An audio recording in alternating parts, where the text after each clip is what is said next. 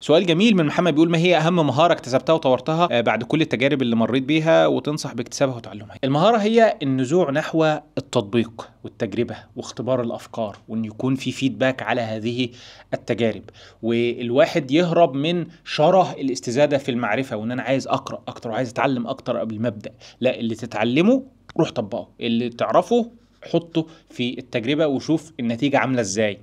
ففكرة الثقل اللي هيجيلك من خلال انك متخم بالمعرفة وعمال تستزيد عمال تستزيد عمال تستزيد بدون تطبيق، فدي حاجة سيئة جدا. فالمهارة، أهم مهارة، هي النزوع نحو التطبيق، إن أنا إنسان عملي، اللي بتعلمه وبطبقه. ما تطبقش أو ملوش تطبيق فهو بالنسبة لي مش أفضل حاجة. أهم مهارة طبق أول بأول، جرب أول بأول. ما تقولش أنا بس هتعلم الكورس الفلاني أو هقرأ الكتاب الفلاني، طبق أول بأول.